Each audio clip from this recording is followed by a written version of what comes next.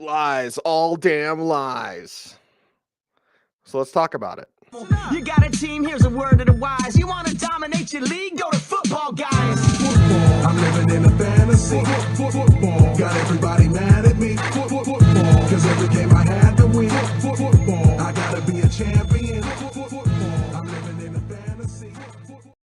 It is the month of April, and that means it's the season of lies. I don't know how long we've been saying that, Bloom. I don't know which one of us really started saying that, but we've done this drill. You know the drill, and we know that April, you start hearing some things that aren't exactly accurate. Why is it? Before we jump into some of the lies that are here, we're hearing, like, why is it always April? And I thought it might be kind of accelerated with the changed NFL calendar. Why is it always April? You get here and then teams just throw out bull, you know what? Yeah, I don't know. Get the pitchfork out and fling it around. Maybe it's because of no one has anything better to do, right? Pro days are over. Free agency is petered out right now. I mean, if you were going to make a move in free agency, there'll be some moves over the next few weeks. But if you were going to make a move, you probably made it already if it was a priority. So there's not much to do. There's a vacuum to fill. So all we can do is speculate and speculate about speculation. And that's what there is. I mean, there are a few unresolved things out there. Running backs, a lot of running back situations are unresolved. Aaron Rodgers, not that there's any dominoes that are going to fall. Lamar Jackson, again, we don't expect there to be other dominoes that fall, or with Lamar Jackson, any movement at all. So we got to keep ourselves occupied with something. And then there's this layer that teams like subterfuge, right? My, oh my. Isn't it true, Cease, that a lot of like former law enforcement work for the NFL, right? Even like FBI. A lot of FBI. FBI, yeah. right. So it's cloak and dagger. It's subterfuge. It's games of thrones and counterintelligence and intelligence, right? Even though this is just professional football. But anywhere where you have billions of dollars at stake, anywhere where you have, this kind of magnitude, as far as the size of the stage, you're going to have an inflated sense of self-importance. Isn't there why there's a whole industry while you and I can make a living just yammering on about this, but there's nothing actually happening. So I guess the take industry has to take over. Yeah, take industry have to take over. Make sure your internet is fine because you're freezing a little bit. But anyway, it's a live show, ladies and gentlemen. This is what you do. Every year, I have a general rule of thumb. And there's so many benefits for me personally of making the trip to the Shrine Bowl and to the Senior Bowl when I am credentialed to go to the Combine, which is tougher to get into than other events, tougher than the Super Bowl, although it's very heavily covered. Here's the thing. And in talking to scouting buddies and coaching buddies and GM buddies, because agents will tell you anything. So before we jump in and the topics specifically, I just want to remind people, like, if you're listening to someone on Twitter, the greatest invention of mankind, know where they're likely to get their information from. If there's someone that runs with everything, throws stuff against the wall, and when it sticks, they do victory laps to tell everyone how smart they are, you're listening to the wrong people. If you're listening to someone that takes everything from agents and runs with it, because agents will spread misinformation, and that's their job. And they know the heels in the media, the slappies that'll just run with anything, that don't have any sort of like filter of like, why am I being told this? And when you listen to those people, and they're fairly easy to identify, but just be very careful on Twitter. When you listen to those people that just run with anything an agent will say, it's not accurate information. Sometimes there are truths to it, but there's a lot of half-truths and there's a lot of lies going on in the month of April. But I bring up this little mini rant. Haven't had enough coffee yet to rant, Bloom. But I bring up this mini rant to say, for me personally, if I don't hear it in January, February, and even into pro days in March, and all the stops that I do and all the people I talk to, if I'm not hearing it, if I hear it in April, all of a sudden, I don't believe it. Sure. So what is the general rule of thumb for you? What is some general advice for people out there? Because it's only going to get worse. Sure. It's April 4th right now. We got about 20 days left. and things are going to get, oh my God, now they could possibly take, and like, what do you do as a rule of thumb to sift through the lies? Yeah, look, advice for people, Cease. This is bad. Joe's going to get mad at me. Joe's going to get mad at me for saying this. To close the laptop, turn off the phone, like there's not really much to consume in terms of NFL. Now, if you're a degenerate and you're doing underdog drafts right now and you're projecting and you got rookie drafts, I do have a lot of rookie drafts actually in my dynasty leagues. You're projecting scenarios to figure out who you're going to target at your picks and things like that. Get your RSP, Matt Waldman, on the couch tomorrow.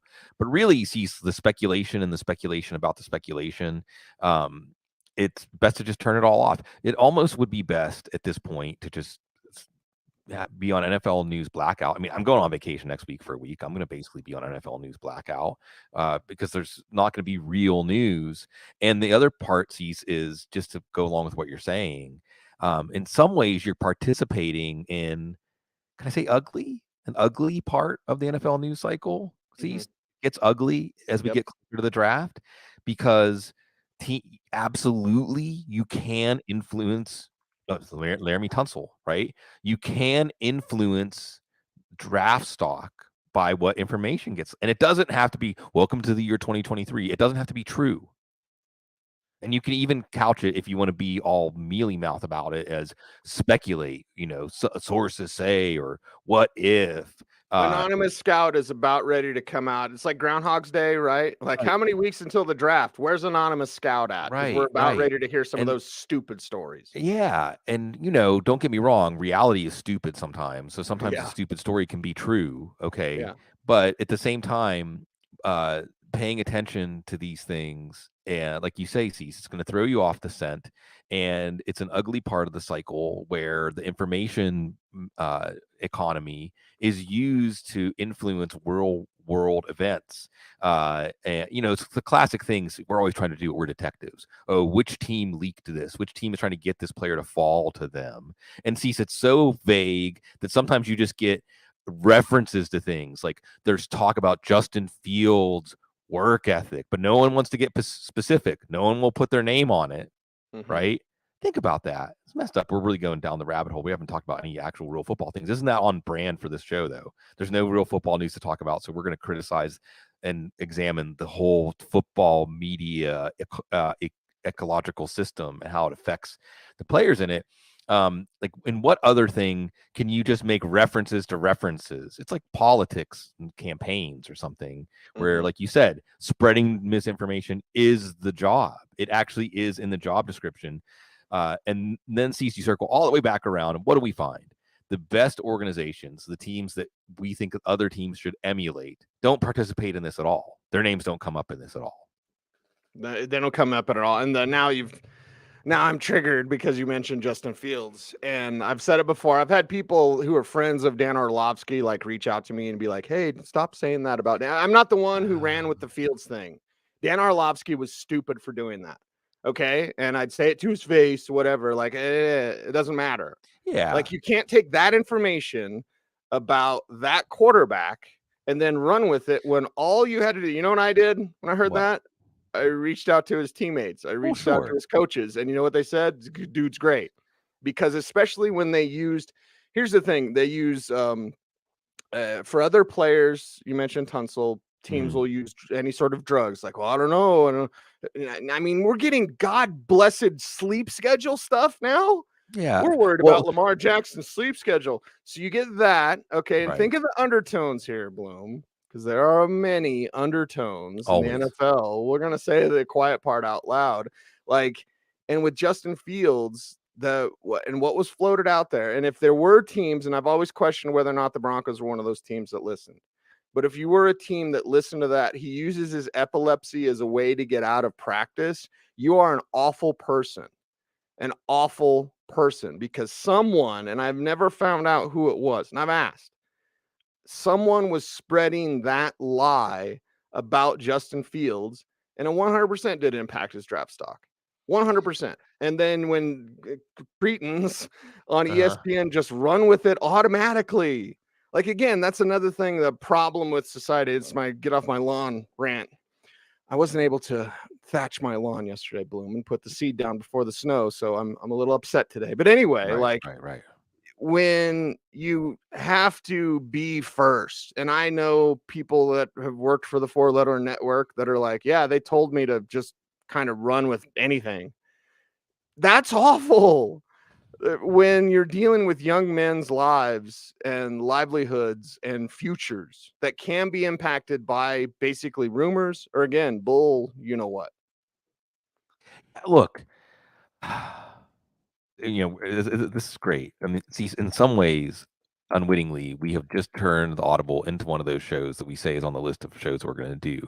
Because really, we're just doing criticism of this process and how mass media and other actors who try to skew the process to their ends operate.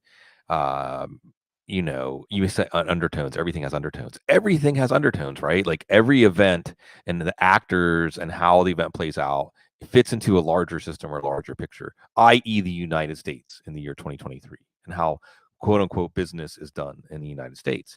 And of course, things are going to have undertones because everything is in some sort of context. So as soon as you add the context, there are always undertones, right? Everything that happened with women's basketball. And people are talking about women's basketball. Controversy sells. There's undertones. How can there's nothing that doesn't have undertones.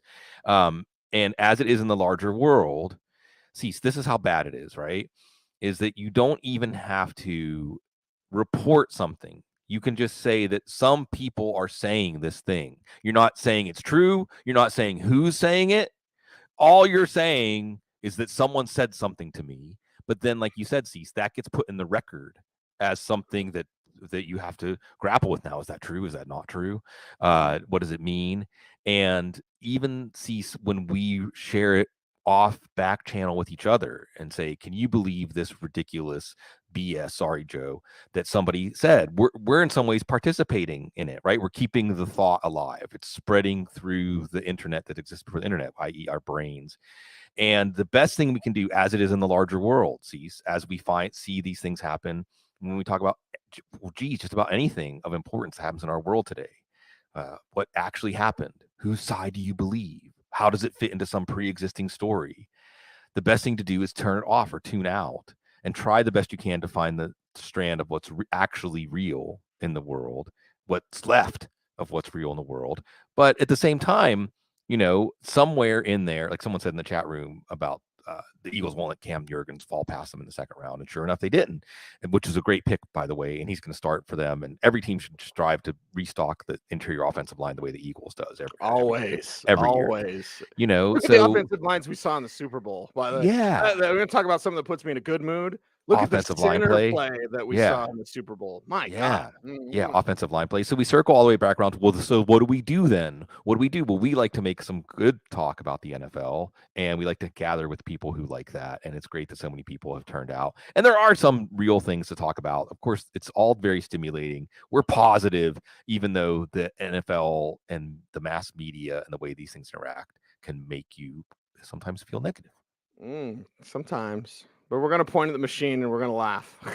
Well, that's it. Always laugh. And we're going to laugh. Do that. It's a play. We're here to play, kids. We're here to play. We're actually kids in an amusement park, believe it or not, even though it's sometimes very dark.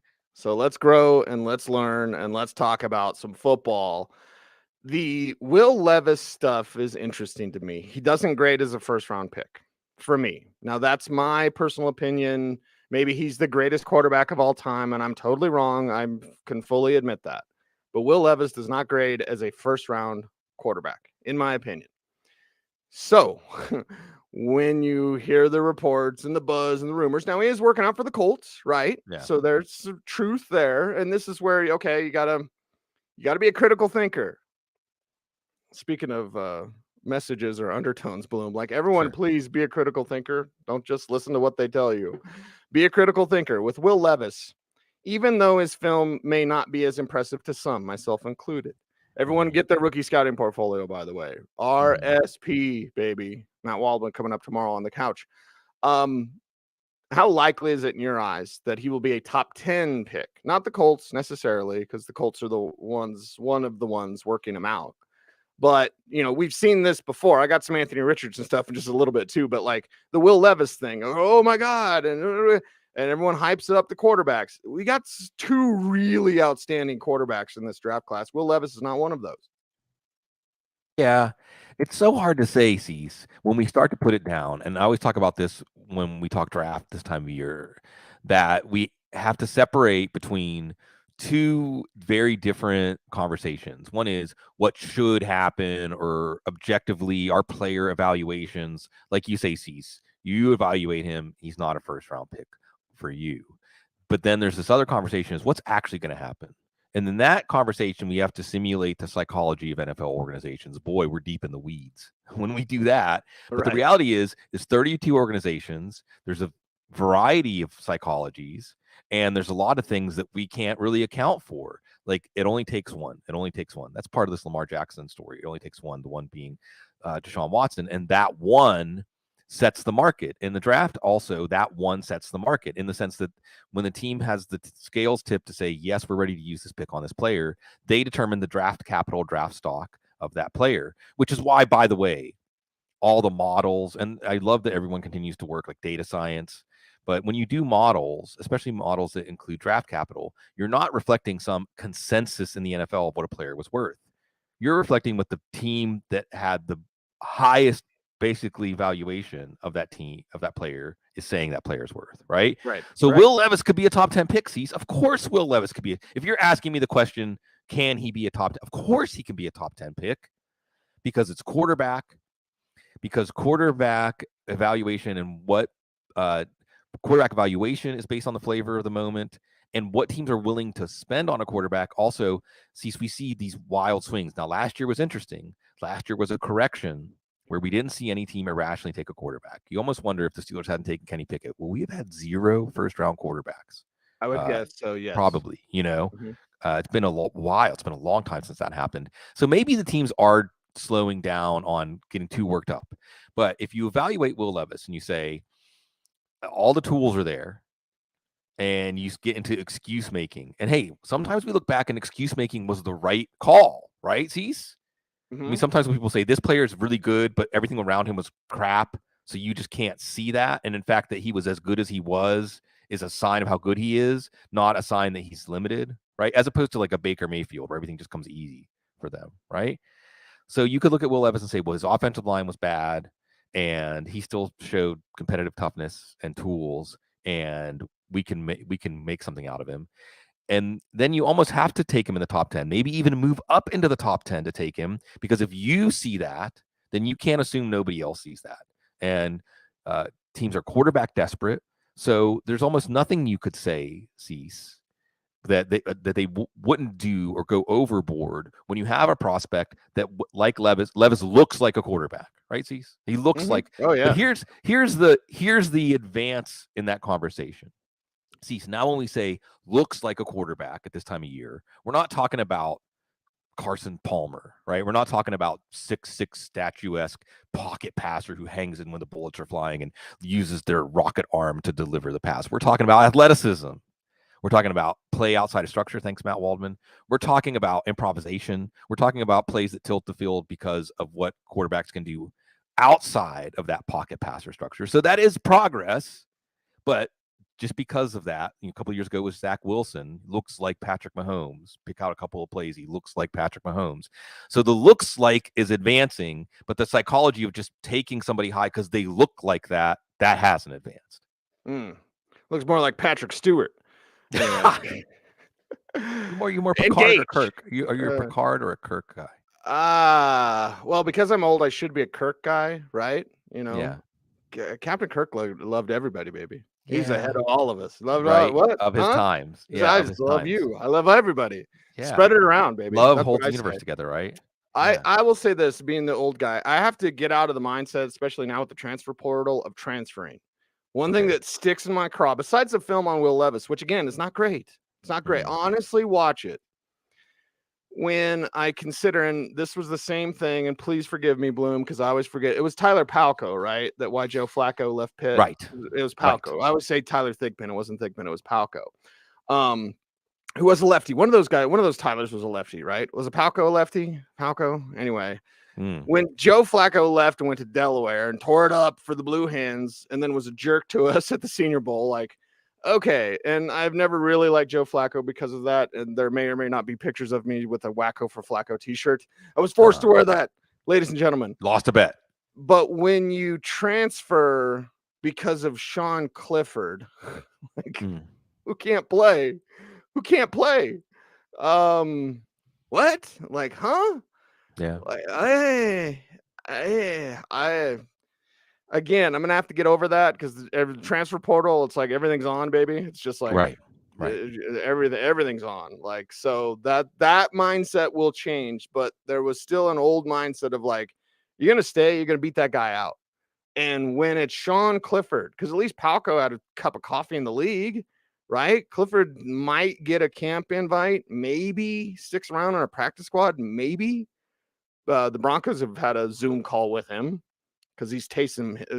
He's not even Taysom Hill. He's like an incredibly poor version of Taysom Hill. And Levis had a transfer because of that. That's going to bother me until I get over it, Bloom, but I'm not over it yet. Yeah. Well, Cease, the hard part is, again, having done this for a while, a lot more intensely, say around 2007, 2008, 2009. I mean, just consumed so much, including what the team's intentions are and how teams evaluate players and what their thresholds are, what they look for, and how players fit in their systems and things like that. Sometimes we can look back and say, yeah, that player transferred away. And you're right to say this, things continue to change. So the significance of the transfer portal and going into the transfer portal, and even our ability to speculate on what the reasons were, reported or unreported, of a transfer, right? It could be a lot of different things, right, Cease? I mean, it could be just personality differences with the coach, or it could be just any number of things, maybe name, image, likeness deals. Who knows, right?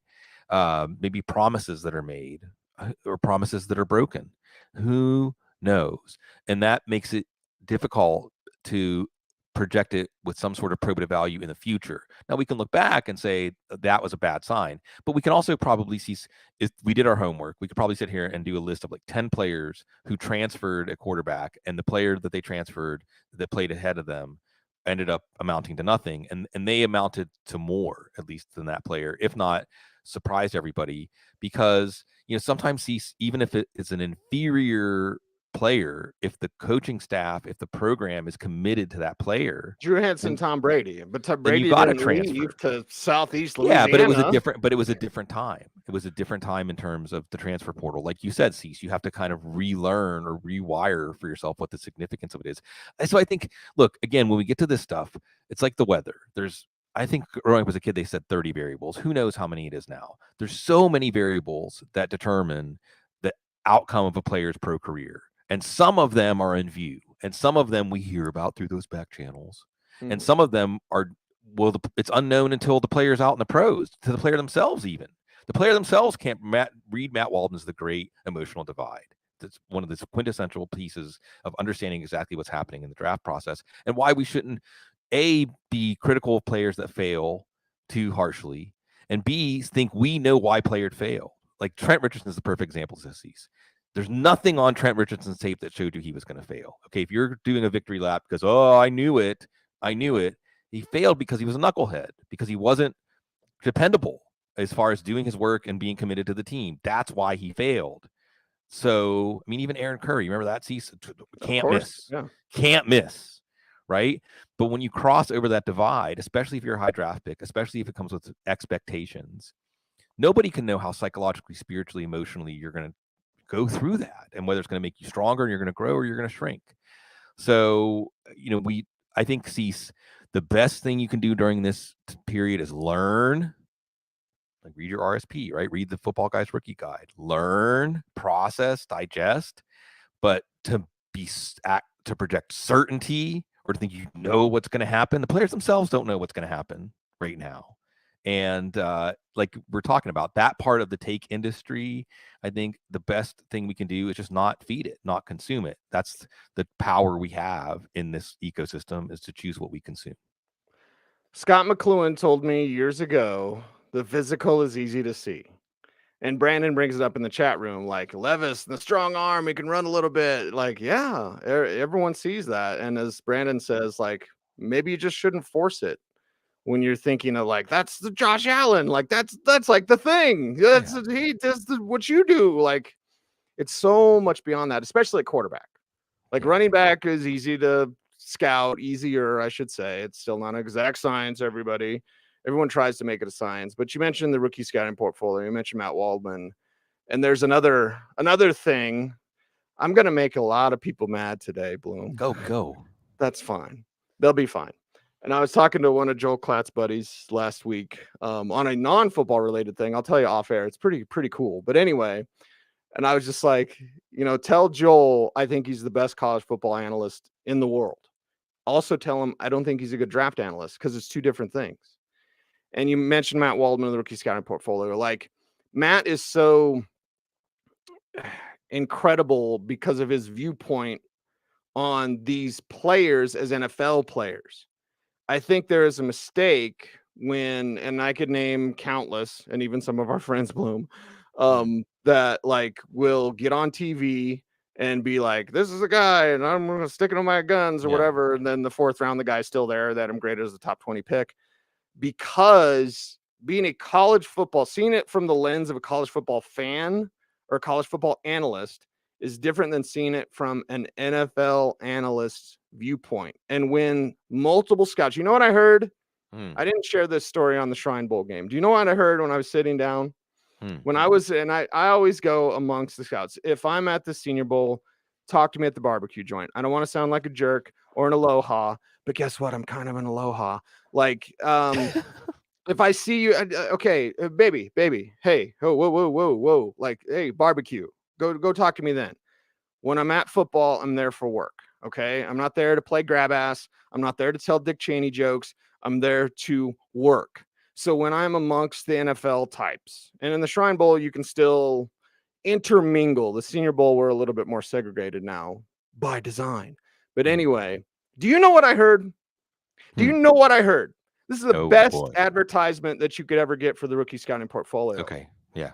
There were a couple of scouts, and I won't name the team. Okay. So I'm just sitting here. It's just me, right? I think Andrew Mason was off fixing his camera or something. Anyway, shout out Mace. And the scouts go, do you read Matt Waldman?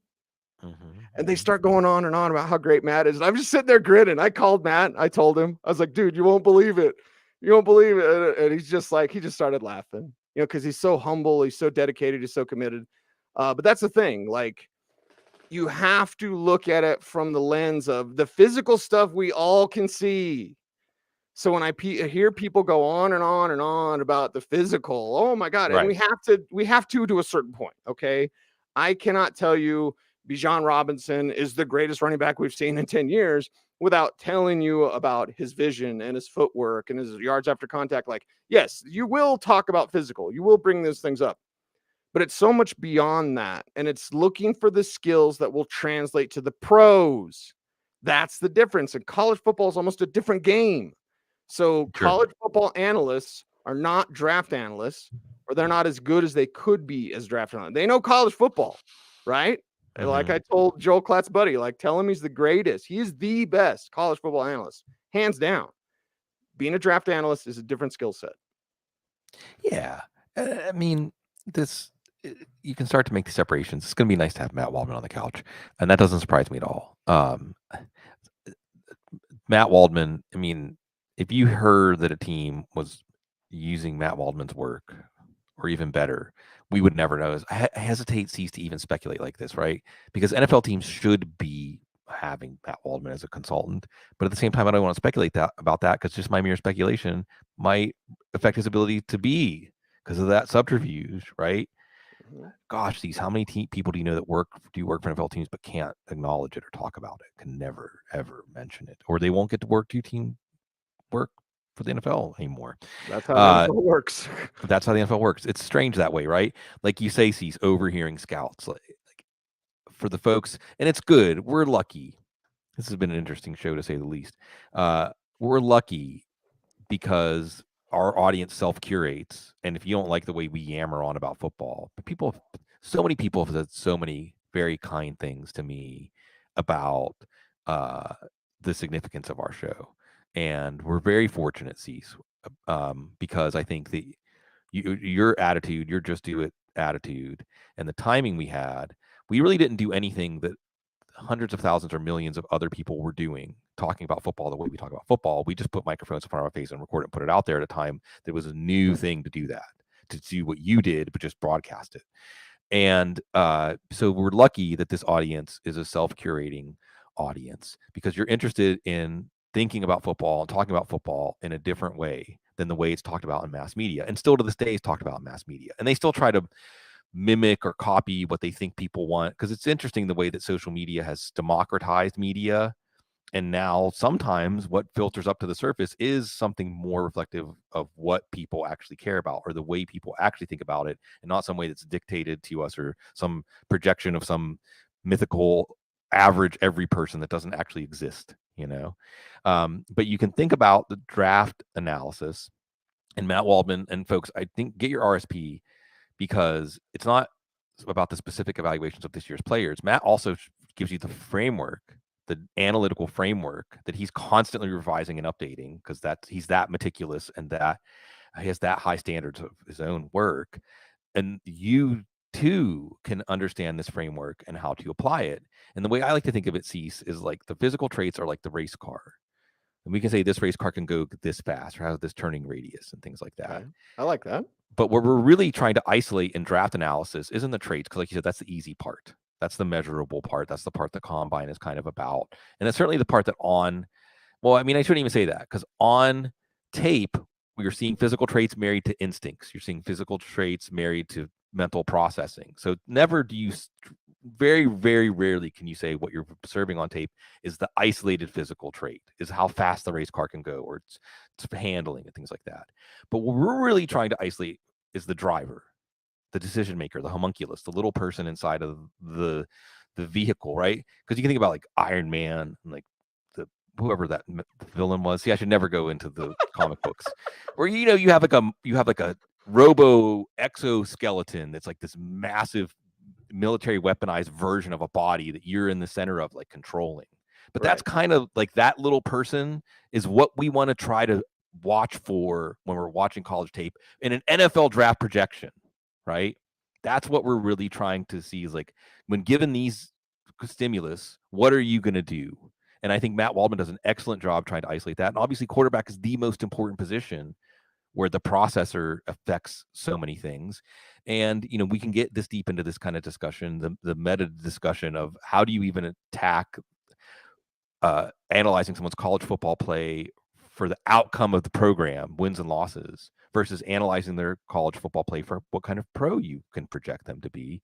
And I think at the same time, with a player like Will Levis, Cease, we have these counter narratives. And if Will Levis is terrible, then we have a narrative already set up to say, well, yeah, we should have known that he was going to be terrible. Here were all the signs he was going to be terrible. And if he ends up better than that expected, even just stick in Daniel Jones. If he ends up being Daniel Jones, Cease, we'll say, well, the people that were the haters were wrong. And actually the excuses were right, and making excuses for him and saying, but if, and you put him someplace where there's not a bunch of obstacles and the runway is clear, he can take off. And obviously you amplify that with those traits, those very observable traits. And then you have that bias of just having to look after your job. Last week, Marcus Mosher, who's awesome, was on the couch last week. His first time. Shouldn't take that long. Marcus Mosher is fantastic. And he said, what was funny was, he said, if you're a fan of Carolina, you want them to take Anthony Richardson. But he said, but if I worked for Carolina, I would take CJ Stroud, because I have to look after my job. Yep. Right. So what you want as a fan and what you want as somebody who works in an organization is different. So of course, what you're looking for as a college football analyst and what you're looking for as a draft analyst is going to be different, even though we're watching the same thing. Yep. 1000% correct. Jeff says, I'm a lovable aloha. Thank you, Jeff. Yeah, like a teddy bear. And you want to talk about information, deduction of player skills. Listen to Jeff Bell, ladies and gentlemen. Get Jeff on the couch sometime. Sure. Talk some football with everyone here. It is Footballguys YouTube channel. I like, comment, share, subscribe, all that kind of stuff. Bloom, we actually have topics. Okay. That was the introduction. That was the warm-up. Welcome to the show. 30 minutes in. The Raiders have hosted two quarterbacks. Was it Levis and Richardson? Damn it, I should have wrote that down. Sounds right. I just wrote down they hosted two quarterbacks, but that's what we have the Footballguys Newswire for. See, look at that, Bloom. perfect segue, is that Vegas hosted Richardson. That'll be on Friday, and Will Levis was on Monday. So yeah, bookending the week, Levis and Richardson. Okay, Joshy McD. How are they going to screw up this quarterback thing, Bloom? Well, this is actually rational. This is all rational. And I know people have speculated that signing Jimmy Garoppolo first and foremost, and this is an interesting and analytical framework to look at moves on the offseason, is to preserve Jimmy Garoppolo, is to preserve Josh McDaniels and Nick Ziegler's jobs, right? And then even better, if you're going to buy more time, if you take an Anthony Richardson, and they're sitting at number 7, Will Levis, one of those two, if not both, will be on. And certainly they can move up if they want to. I mean, they have the draft capital. You have the number 3 picks on the block. Then you're buying up even more time, right? Because Jimmy Garoppolo just is tending to the ship for a year. And doesn't it actually make sense? Doesn't it actually make sense that if your plan is Anthony Richardson and Will Levis, that you give them a redshirt year, you give them a year in the incubator, you have someone like a Jimmy Garoppolo to man the shop. So that all actually makes sense. And it especially makes sense when you say now McDaniels and Ziegler have bought themselves like 3 or 4 more years to say, wait, you haven't seen what we can do yet. Because first it was going to be Carr and Adams and all this pushing all this draft capital in the center and all this money for Adams. Oh, but now well, that didn't quite work out. Carr's gone now. We'll see about Adams, how long he's with the team. Waller, who they just signed, gone. So now you're saying, give me another chance. That wasn't the actual plan. That wasn't the real plan. This is the real plan. So it makes sense. And if you're a Raiders fan, you would want them to be looking at these quarterbacks at number 7. I think it makes a lot of sense. So this is a sign of rational in terms of job preservation approach to this choice, but I think is managing an NFL franchise, it makes sense. And we can look at Indianapolis, Seattle, Detroit, Las Vegas, and Atlanta, 5 teams in a row, and you can make a case for any one of those 5 teams to take one of these quarterbacks. So it will be a suspense-filled first round. There's only one problem with that for the Raiders. Okay. Will Levis and Anthony Richardson are better than Jimmy Garoppolo right now. Right now. So, I mean, is it Matt Flynn and Russell Wilson all over again? Maybe, but that was a 3rd rounder. Is that how Josh McDaniels runs his shop, though? No. And that's the problem. The problem is Josh McDaniels. Well, sure. Well, see, rewind it, boil it down. Yeah. Oh, there's That was the problem. Like the Scooby-Doo, they take off the mask, and it's like it would have got away with it if it wasn't for Josh McDaniels. See, I think my brain runs everything together these days. So I think that Marcus and I talked about this on the couch last week. But there are certain head coaches. Mike McCarthy comes to mind also, where it's like, okay, no matter what's going to happen, and watch me eat my words. Go ahead and put this bulletin board, this old takes exposed, April 4th. I said this. Mike McCarthy, Josh McDaniels.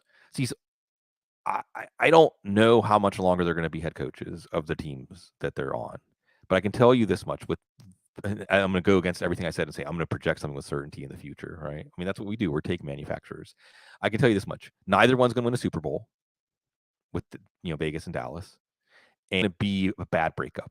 It's not going to be a happy breakup, It's not going to be like even Andy Reid leaving the Eagles, kind of like, okay, well, this was really great, but it's time to move on to something else, because they're limited imagination. They're stuck in the past, and it's not just about running the ball or whatever. It's about how they manage people.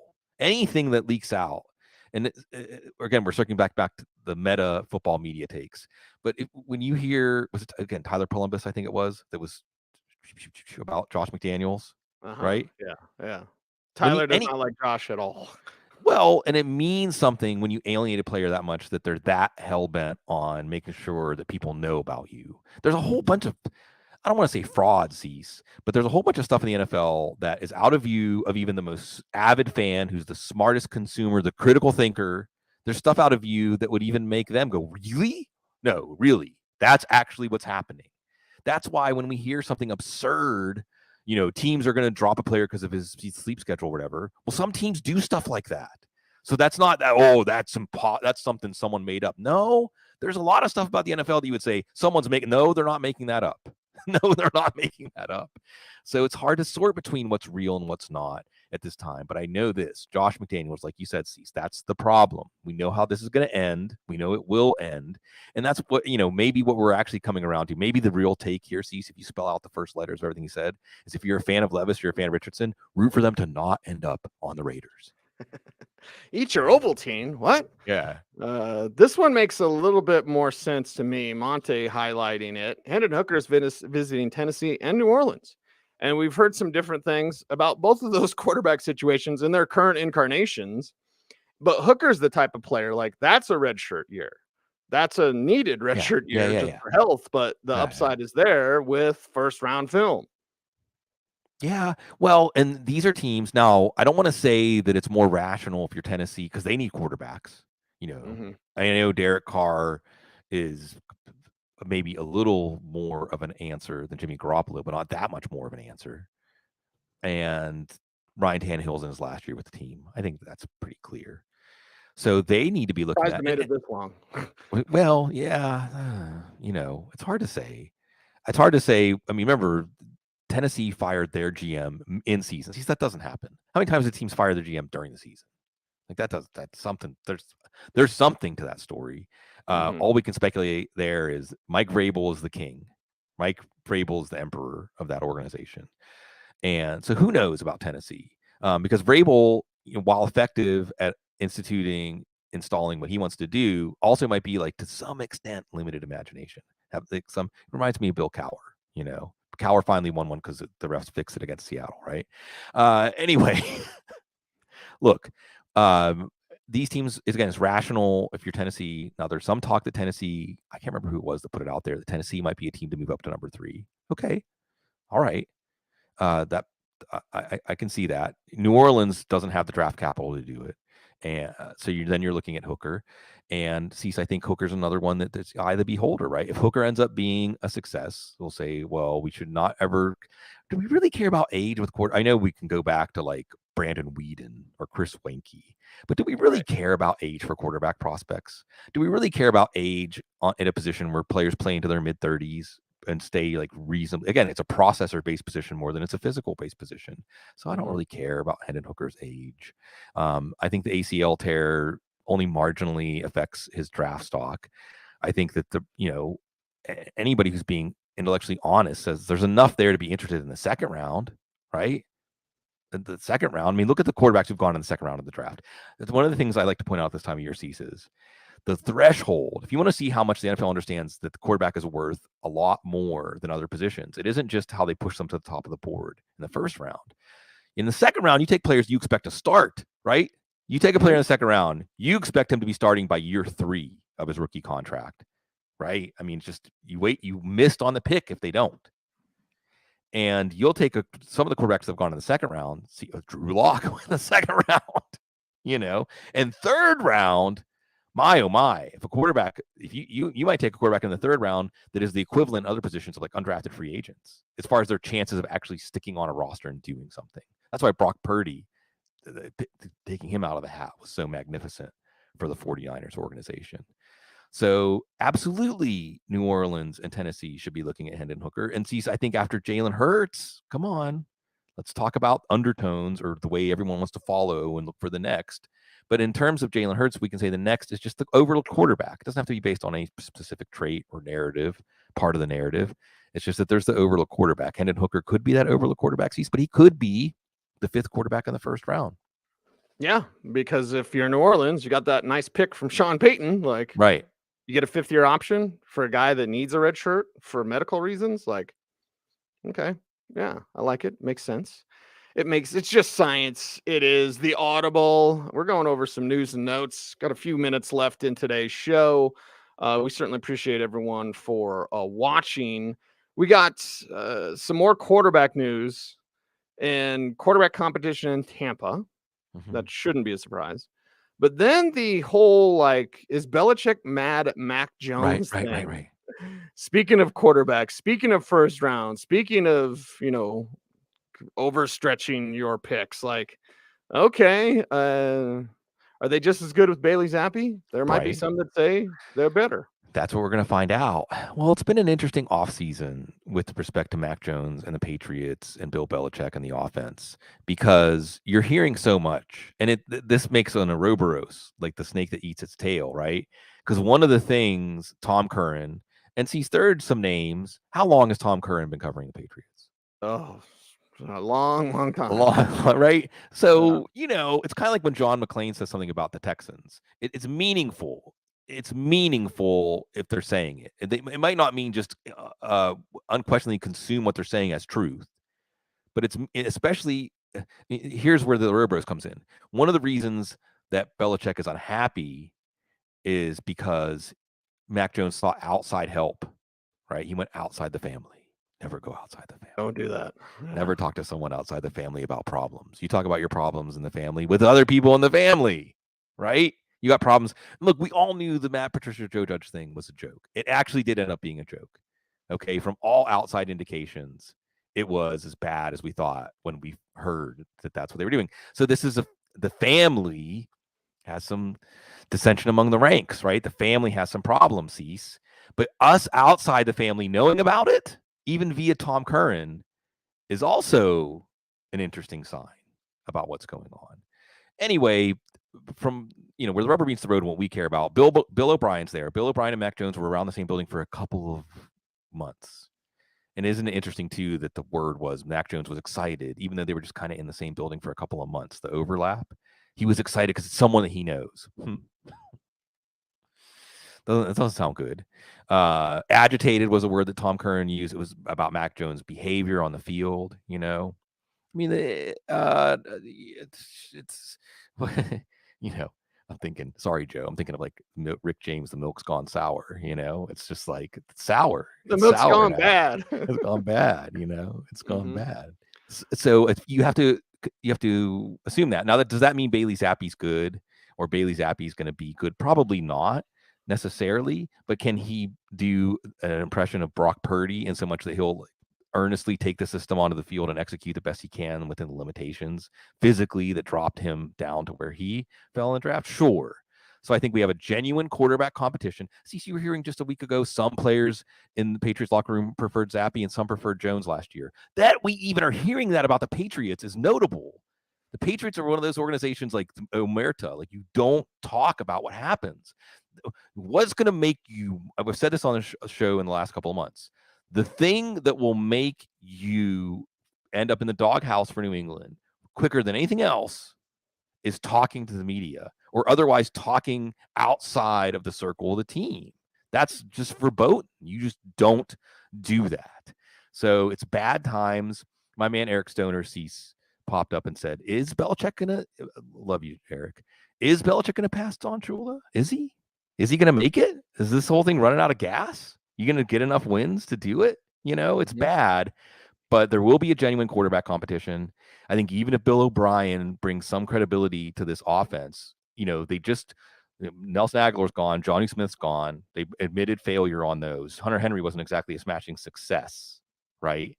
You look at this offense and what they're going to have to offer, not a lot. And the structural stuff and the stuff coming from the top and the management of the organization, not helping things. So get used to it. The Patriots might be able to scrape together wins against poorly run, poorly managed teams with defense and special teams. But that's where we're at. Like, again, who's the best commodity on this roster? Maybe it's going to be the defense special teams because this offense is going to be one of the worst in the league, no matter who wins at quarterback. Bloom, I heard a rumor. Mm-hmm. There was a GoFundMe going for Cincinnati to afford Joe Burrow. But they did finally sell the stadium naming rights, right? Right. Thing? Sure. Something they said they would never do. Yeah. I mean, times are changing. I mean, you hope for rationality, right? I'm going to go with the baseball take here. Sees, that my Pirates are debating whether to sign Brian Reynolds. The word is like it's one extra option here. Well, sign him, right? But what you want is an organization that isn't used to thinking of themselves as a winning organization. And baseball, it's a lot more urgent because there's no salary cap.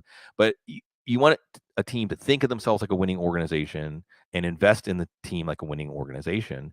And you hope that happens with the Joe Burrow contract and with how Cincinnati handles it. And Burrow is a bit of an unknown quantity in terms of how he will handle this. And in hindsight, Cease, again, going back to my speech earlier in the show, what do you have with Lamar Jackson? We have at least 2 versions of everything, at least 2, sometimes more than 2 versions of everything. Now, events will transpire that we'll be able to look back and say, well, this stuff was more close to the truth than this other stuff. And we can't say with certainty whose side. I mean, sometimes, there are no actual good guys. There are no people that are actually telling the truth or actually being stand-up, honest people in a process. Sometimes nobody is. So we'll see. And I just look at all these things, and with Joe Burrow, will Joe Burrow be willing to play under the franchise tag for 2 years? Will Joe Burrow want a fully guaranteed contract? Will Joe Burrow want to reset the market? He's pretty stoic, I don't know. I can definitely say that Joe Burrow has an unbelievable deep well of belief in himself. Unbelievably deep. And that matters in leadership or intangibles, and that matters with how he's transformed the teams around him. And that tells me that he's going to have a plan when he goes into this. And you just hope that the Bengals realize they got a once-in-a-lifetime Haley's Comet kind of confluence for him to be a Bengal, and you just let him dictate the terms from here on out. And if not, then they get what they deserve. That is correct, sir. Bloom, are you coming to Colorado anytime so we can go to Casa Bonita when it reopens? Because you said like Joe Burrow, and I was thinking like they took our jobs. That's that's a little New Orleans. In New Orleans, you don't go to a crawfish boil; you go to a crawfish burrow. What? You don't eat oysters; you eat oysters. So I mean, you don't listen to Usher; you listen to Ursher. Right. So that's just. I mean, I grew up in Pittsburgh, where I think the key to getting Pittsburghese is just like you're chewing gum, like talk like you're chewing gum and slur everything together. Well, you're chewing something, but it ain't gum, baby. It's some of that long cut, right? Yeah, there is no regional Colorado accent. What are you telling me? No, there's no regional Colorado accent. But I thought of South Park. They took our jabs, and then I was hey, they're opening Casa Bonita. Hey, Mexican food. You'll be surprised that Chicano was thinking about tacos. But anyway, so yeah. Get your ass up to Colorado, baby. Yeah, I got plenty of friendly things for you here, and Casa Bonita now again. Yeah, it's beautiful. I mean, anything that reminds you, see what I like to say as an old person. Anything that reminds me of how things were when I was a kid, if it's still around, that's a good thing. Any nostalgia, anything that's like that, I actually remember that. Reopen a Shakey's Pizza. Ooh, sure. Yeah, somebody posted a picture on Facebook, and it was like McDonald's from 1985 or whatever, and then McDonald's today. The McDonald's which are like unmanned now. But you just look at the aesthetic of like the play place where you could like knock your tooth out on Grimace's jail thing or whatever it was, like your hamburger running around something. But I'm like, if you just made a restaurant that was like old like that, like had some 90s aesthetic or 80s aesthetic, like I bet it would be somewhat popular. I don't know. Blockbuster's coming back, right? Yeah. Well, I mean, there's a vast untapped vein. You listen to this show for business ideas, right? There's a vast untapped vein for nostalgia. Sorry, I forgot good friend Mark Folletti. I can't believe I've not mentioned this before. You saw Mark? No, I didn't see him. But I need to see him. I love. We'll use a Latchkey. We need to go to Latchkey. Latchkey, right? Is it in Philadelphia? Nostalgia stores, right? Yeah, nostalgia. Yeah, that's what he did, man. He just like, hey, this is great. He loves music. He loves the '90s. Like he started a throwback store. Well, and I think what it shows, he's at the core of nostalgia is some sort of love, right? Things that make you feel that little ache right around here. Your soul's not physical, but you can kind of locate physically where it is when it aches, right? That thing that makes you ache for those good feelings that thing brought up in you. So yeah, nostalgia is good. And hey, this is bringing it all back to the NFL. I mean, that's why the teams, the logos, the colors, the uniforms, the stadiums, the names, names for plays, it brings up feelings in us. And it's because of the people we shared this stuff with. And the connections, it always somehow comes around human connections. So yeah, we have a great human connection with Mark Folletti. If you're in Philadelphia, Latchkey, I think his name was. I was a Latchkey kid. Yeah, he's a real one. That's right. He's Sigmund Bloom. Follow him on Twitter at Sigmund Bloom. I'm at Cecil Lammey. The show is at the Audible. We appreciate each and every one of you for listening. Get that Football Guys rookie guide. Go there right now, footballguys.com, and check out our rookie draft guide. It's what you need to know. Go get your rookie scouting portfolio. Matt Waldman is on the couch tomorrow. Tune in for that.